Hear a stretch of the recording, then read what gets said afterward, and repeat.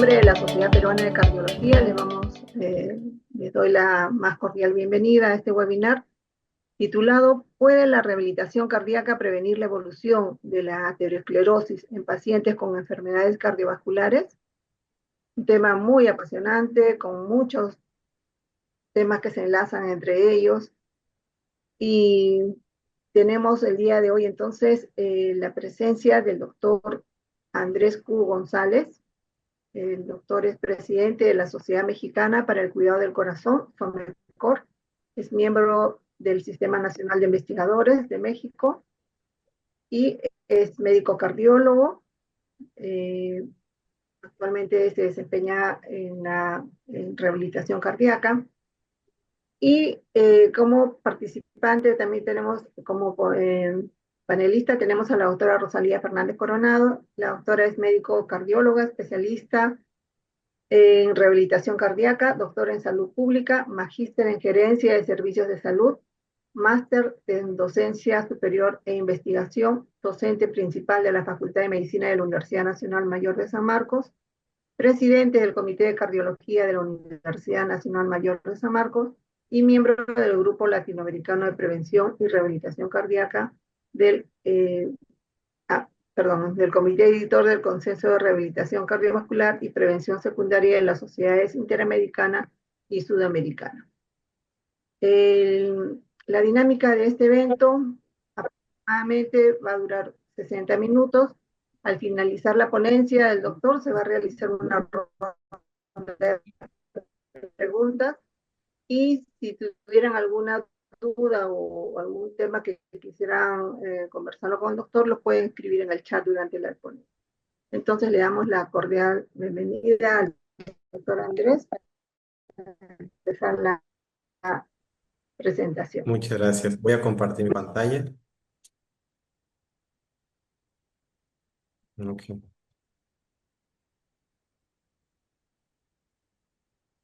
Bueno, antes que nada, pues muchas gracias a la Sociedad Peruana de Cardiología por la invitación para participar en este foro. Eh, Siempre creo que para todos aquellos cardiólogos y no cardiólogos que nos dedicamos a esta área, a esta subespecialidad de la cardiología que es rehabilitación cardíaca, cada tribuna y cada micrófono que tenemos para hablar de los beneficios de esta intervención es una oportunidad valiosa para aprovecharla y para ejercer nuestro compromiso de difusión de esta intervención pues en nuestros países, en Latinoamérica, en América, en el mundo, ¿no? Tenemos un arduo trabajo por hacer. Y bueno, ya vamos a empezar con el tema que me asignaron. La pregunta es muy interesante. La pregunta es, ¿puede la rehabilitación cardíaca prevenir la evolución de aterosclerosis en pacientes con enfermedades cardiovasculares? Pues bueno, yo creo que tendríamos que empezar la disertación para ver si estamos de acuerdo todos en esta meta, en este panel, en esta mesa de discusión. ¿Cuál es el origen de la enfermedad cardiovascular? Las fuentes de daño miocárdico son diversas, definitivamente, pero la más prevalente y la más frecuente, por mucho, sabemos que es la aterosclerosis, porque la aterosclerosis va a producir expresión diversa de la misma, que va a repercutir en la irrigación sanguínea y va a traer como consecuencia cambios en la función del músculo cardíaco y de evolucionar, de no frenar esta evolución, pues va a traer como consecuencia la muerte prematura muy probablemente o años de discapacidad. Pero les decía que tenemos que llegar a la raíz porque si bien en muchos países, en México, en Latinoamérica, hemos implementado con bastante tasa de éxito la atención oportuna mediante el programa Código Infarto, es decir, que cuando un paciente tiene síntomas de un infarto y factores de riesgo asociados a ellos, se da atención prioritaria en tiempo, espacio y lugar para poder salvarlo de la muerte. El tratamiento no acaba ahí. Y creo que muchos de mis colegas en sus ponencias ponen eso. El tratamiento de la enfermedad cardiovascular por aterosclerosis no termina en el cateterismo, porque primero tenemos que hacer un análisis de dónde vino la enfermedad por aterosclerosis. Y yo muy particularmente tengo una visión, y creo que espero compartirla con todos mis colegas, de que la raíz de la aterosclerosis es la disfunción endotelial. El endotelio, este órgano que es el órgano más grande del cuerpo humano, que tiene funciones endocrinas y paracrinas de autorregulación y que es indispensable su integridad para preservar la perfusión sanguínea a todos los órganos y tejidos de nuestro cuerpo para su correcto funcionamiento. Entonces, tenemos que preguntarnos cuáles son los factores o qué enfermedades pueden ocasionar que el endotelio disfuncione, que el endotelio falle en sus funciones. Bueno, pues ya la respuesta la sabemos con mucha anticipación, que está presente en los factores de riesgo cardiovascular. Sabemos que por diversos estudios de metaanálisis, los prevalentes o los más prevalentes en la población mundial, pues son modificables, pero también tenemos que ser muy juiciosos a la hora de analizar que existen muchísimos más condiciones que son factores de riesgo cardiovascular y que van a propiciar la disfunción endotelial. ¿Qué significa eso? Significa que siempre digo como ejercicio a mis estudiantes o a los residentes de cardiología que rotan conmigo, a fisioterapeutas, enfermeros, psicólogos, nutriólogos que rotan en un servicio de revisión cardíaca, porque afortunadamente tenemos la dicha de ser un área transdisciplinaria, que para entender la relevancia de este órgano, solo basta con googlear funciones del endotelio, enumerarlas y ponerlas en negativo. Entonces nos vamos a dar cuenta de la pérdida tan grande de función de un órgano importante para para mantenernos con vida y para poder ejercer todas las actividades recreativas, sociales, familiares, laborales que necesitamos hacer. En ese término, pensar en disfunción endotelial yo creo que es como que el enfoque que le quiero dar a esta plática, porque tenemos que dejar a un lado ese viejo concepto de que la aterosclerosis causa una placa que provoca una obstrucción mecánica de la circulación, que lo usamos muy frecuentemente para explicarle al paciente en la consulta de cardiología que sus tuberías están tapadas con sarro, ¿no? Como lo que ocurre en un problema de fontanería en nuestra casa. Pero la realidad es que nosotros en el ámbito científico tenemos que ser muy claros y muy conscientes de que va más allá de una obstrucción mecánica. La aterosclerosis no solo es el crecimiento de una placa de ateroma de forma concéntrica que reduce la luz y por tanto el paso de flujo sanguíneo y de reacción sanguínea, sino que es el fallo endotelial que se va a producir en un estado proinflamatorio, en donde se va a la inclinada balanza a favor de una placa vulnerable, potencialmente en riesgo de fracturarse en muchos momentos de nuestra vida y provocar angina por isquemia intermitente y por lo tanto daño al músculo cardíaco. Músculo cardíaco, y no solo el corazón, sino a cualquier órgano y sistema de nuestro cuerpo, un tejido que se tiene que acostumbrar a una menor irrigación sanguínea y ejercer sus funciones en esas condiciones. Luego entonces a la hora de explicar aterosclerosis a la comunidad médica o al personal de salud, tenemos que, creo yo, hacer mucho hincapié que no es una placa que crece y tapa la sangre, la circulación de la sangre, sino que es una enfermedad muy compleja que tiene muchas vertientes y que la manifestación de insuficiencia de riego sanguíneo puede deberse tanto a obstrucción mecánica, como a una falta de autorregulación del flujo sanguíneo, propiciando el vasoespasmo, ruptura de la placa, trombosis espontánea y que al final van a dejar como consecuencia un tejido lesionado, en este caso el corazón. Me parece que, aunque he escuchado en algunos foros que toman esta perspectiva de la aterosclerosis para tratar de darle la dimensión que requiere. En la práctica y en México y en Yucatán todavía se sigue explicando de esta forma la aterosclerosis. Estaba tapado algo, ya lo destapé, siga con su vida. ¿Y qué creen? No va a pasar así. El paciente va a recaer en la aterosclerosis porque la raíz del problema no se ha solucionado. Entendiendo que la falla del endotelio es lo que propicia todas las consecuencias de la aterosclerosis, entonces entendemos que tenemos que preguntarnos, bueno, ¿qué factores ocasionan la falla del endotelio? Y ahí es donde viene el análisis de todos los factores de riesgo cardiovascular que somos capaces de identificar en nuestra evaluación, que realmente en la consulta de cardiología es una evaluación de estratificación de riesgo cardiovascular. Es decir, qué factores tiene nuestro paciente que van a propiciar que la enfermedad esté presente y progrese. Bueno, de ahí que cuando hablamos de prevención de la aparición de aterosclerosis o de la prevención de la progresión de la enfermedad, ahí entra a lo que muy frecuentemente nos asocian a los que nos dedicamos a rehabilitación cardíaca, que es el ejercicio, ¿no? Y si bien el ejercicio forma un pilar de la rehabilitación cardíaca, eh, no es el más importante. La importancia estriba en los cuatro pilares de la intervención de rehabilitación cardíaca. Sin embargo, en esta ocasión me voy a concentrar en por qué el entrenamiento físico es una intervención terapéutica que puede causar prevención de la progresión de la aterosclerosis e incluso aterorregresión.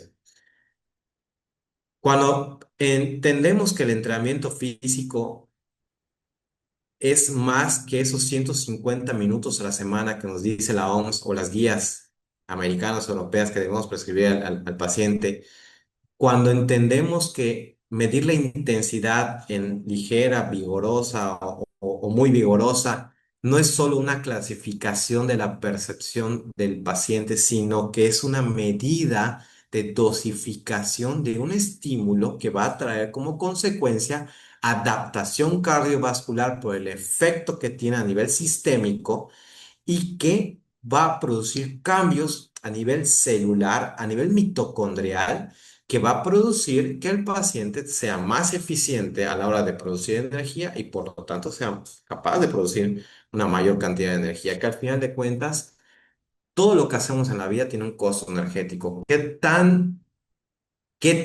tanto se nos va a hacer fácil hacer determinado trabajo o determinada acción o de una actividad física? Pues depende de cuánto punch tenemos en nuestra bolsa energética, ¿no? Si en nuestro banco energético tenemos la capacidad de producir suficiente energía, entonces se nos va a facilitar las cosas que hacemos rutinariamente, pero hay que entender que los pacientes que tienen enfermedad cardiovascular avanzada, aquellos que tienen insuficiencia cardíaca, con fracción de expulsión deprimida, con el ventrículo izquierdo dilatado, adelgazado, con estado de fibrosis ya avanzada y que está en sedentarismo y por lo tanto la fibra muscular tiene pobre resistencia a la fatiga, es un paciente que entra en un círculo vicioso que es difícil romper y mucho menos se va a romper con una simple recomendación de haz 30 minutos de caminata al día. Eso no funciona. ¿Qué es mejor que no hacer nada? Sí, pero eso se le puede poner más ciencia. Cuando dosificamos el ejercicio, cuando prescribimos el ejercicio correctamente y lo dosificamos, podemos lograr efectos a nivel endotelial, a nivel celular en todo el cuerpo, que va a dar como resultado cambios significativos y por lo tanto control de factores de riesgo cardiovascular como la dislipidemia, mejorar el perfil lipídico, incrementaban los niveles de HDL, reduciendo con un porcentaje considerable los niveles de LDL, que si bien el porcentaje que hasta ahora se ha documentado que se asocia a reducción de LDL con ejercicio, tal vez para algunas facciones de la medicina no sea suficiente, definitivamente no se le puede privar de los beneficios del ejercicio a un paciente que tiene dislipidemia. A una mejor regulación de la glucosa, porque a nivel muscular periférico el paciente reduce la resistencia a la insulina, se vuelve más sensible a la acción de la insulina y ya que active la vía adecuada de metabolismo para utilización de la glucosa para obtención de energía para poder hacer más actividades de la vida cotidiana. Al final de cuentas, todos esos cambios en la protección celular, en la mejor regulación de transcripción de proteínas en el retículo endoplásmico, en regulación de factores antioxidantes, reducción de la producción de ion superóxido, va a producir una célula, vamos a proteger a la célula. Y una célula íntegra es una célula que funciona mejor como debería, como siempre debió haber sido. La integridad endotelial implica que mantenga, uno, la organización. El endotelio ya ha sido ampliamente estudiado y descrito, no solo la parte cardiovascular, sino los artículos de New England cuando mostraban fotitos del glucocálix y de cómo se componía la membrana endotelial y cómo estaba la interacción con la membrana, con la matriz extracelular y integridad de la membrana. Bueno, desde ahí sabemos la importancia de conservar el endotelio en integridad y de ahí surgen modificaciones a las terapias, por ejemplo, a la de fluidos o por ejemplo lo que hacemos nosotros que es la prescripción de modificación del ejercicio para lograr que el endotelio tenga el estímulo suficiente para lograr cambios significativos en su función. Uno, cuidar la integridad endotelial. Y dos, mejorar la forma en que funciona el endotelio, que va a ser como consecuencia de la integridad y de la organización celular del endotelio, dando como consecuencia mitocondrias que pueden producir mayor cantidad de ATP, mayor volumen mitocondrial, mayor número mitocondrial y por lo tanto una mejor señalización al núcleo celular para producir las proteínas de transcripción y señalizadores intracelulares que van a dar como consecuencia integridad de la célula. La consecuencia de hacer esto, pues evidentemente va a ser una mayor adaptación cardiovascular y una mejor autorregulación con mayor capacidad de la vasodilatación que muchas veces se pierde porque se deja de sintetizar y de secretar adecuadamente óxido nítrico, entre otras sustancias. El diámetro luminal evidentemente crece, eso es definitivo, pero ya les dije que eso no es una cuestión de que se cierra la luz, sino va más allá, es mucho más complejo que esto.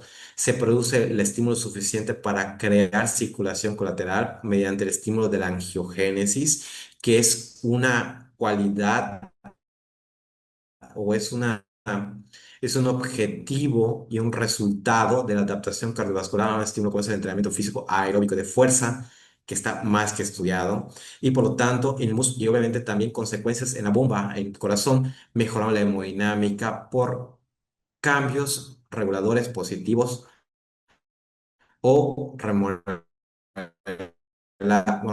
positivo vascular en el entrenamiento físico.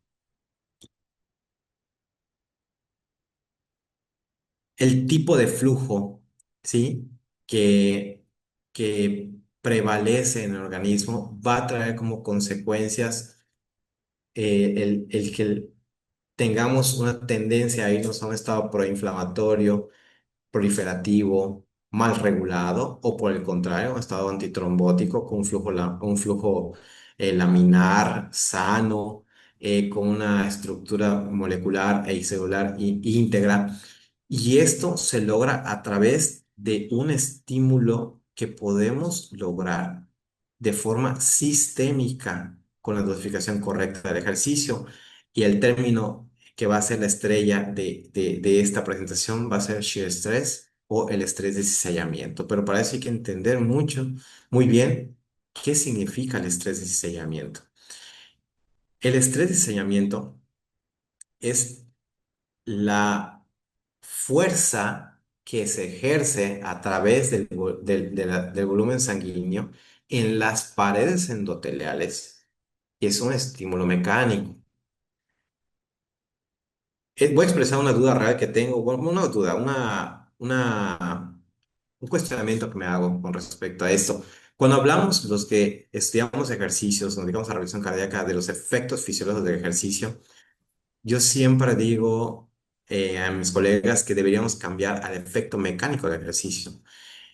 El efecto mecánico es lo que es el estrés y estallamiento. Y es una fuerza que se ejerce en la pared endoteliar de todas las arterias del cuerpo. No solo está limitado a las coronarias. Y ese estrés, esa fuerza que se ejerce, no se ha medido aún. No sabemos de qué magnitud es. Pero lo que sí sabemos es que cuando está en un rango, esa fuerza que se ejerce en una magnitud determinada en rangos terapéuticos, los efectos que vienen es una mejor regulación, organización celular del endotelio y por lo tanto un endotelio activado que funciona de forma adecuada, logrando pues todas las funciones del endotelio. Y como ya les dije, en vez de enumerarlas una a una en cada diapositiva, mejor leemos en Google o en el celular cuáles son las funciones, ponemos en negativo cuando hablemos de disfunción endotelial y lo ponemos en positivo cuando hablemos de la recuperación de las funciones del endotelio derivado de aplicación de entrenamiento físico.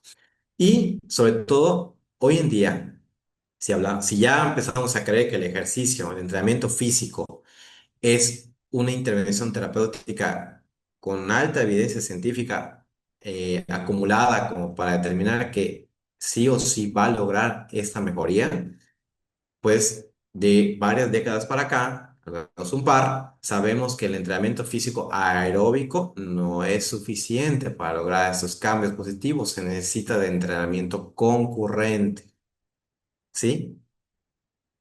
En el entendido común de recomendación de ejercicio de personal de salud no experta en esto, muchas veces creemos que ir a caminar o hacer entrenamiento aeróbico es suficiente para lograr los objetivos tan ambiciosos que deseamos del entrenamiento físico por su efecto como una polipíldora.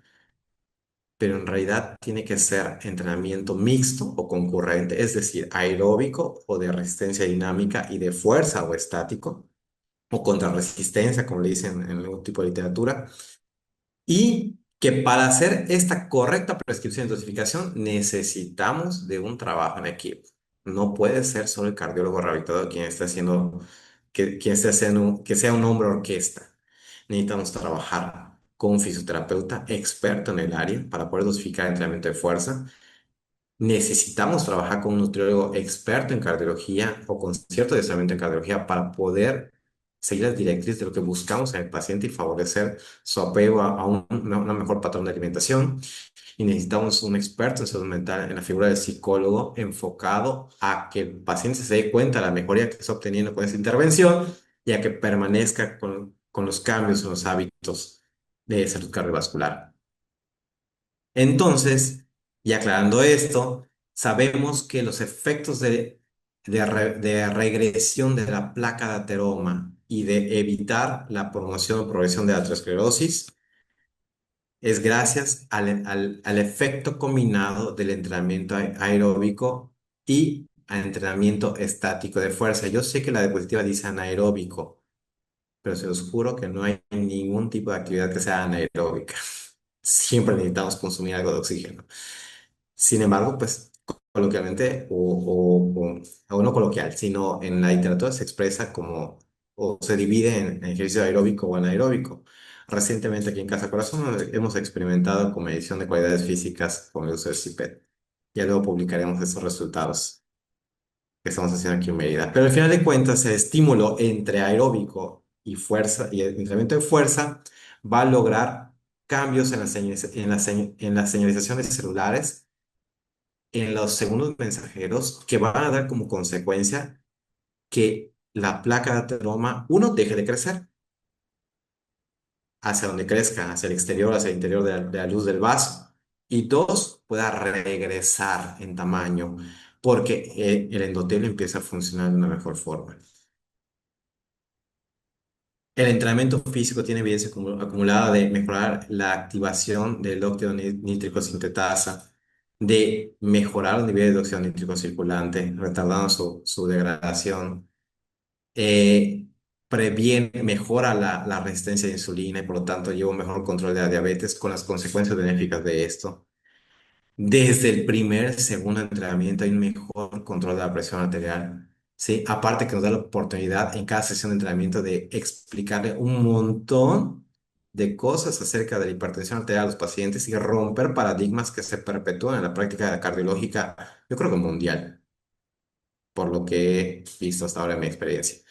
Y a explicar acerca de la importancia que es cambiar hábitos para prevenir que le pase un segundo, un tercero o hasta un cuarto evento cardiovascular, que sabemos que pacientes que llegan por su quinto cateterismo cardíaco y ahí siguen vivos, no viviendo con plenitud, más bien con miedo, discapacitados, pero ahí siguen vivos, ¿no? Entonces la fórmula no es meterlo 18 veces a cateterismo cardíaco, sino es hacerles una reflexión, invitarlos a apostarle a su autocuidado. Sabemos que el impacto del entrenamiento concurrente está más que medido, que mejora la vasodilatación mediada por flujo y o procura una mejor regulación del flujo sanguíneo en todos los tejidos, principalmente en el tejido musculoesquelético. Y la clave de todo esto es en la prescripción y en la dosificación, buscando la zona de entrenamiento apropiada que va a producir que un endotelio que está inactivo se vuelva un endotelio organizado, activo, con la recuperación de sus funciones.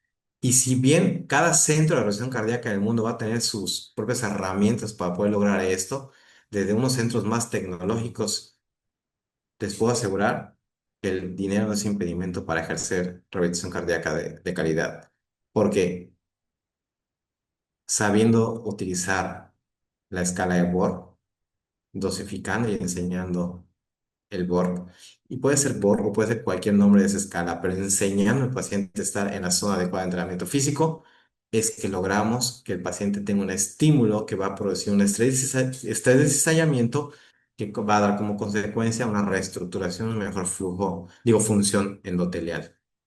En resumen, pues beneficios del entrenamiento físico sobre la aterosclerosis, pues hay un proceso de preacondicionamiento cardíaco, ¿sí? De hecho, el paciente con enfermedad aterosclerótica crónica tiene ese acondicionamiento solito.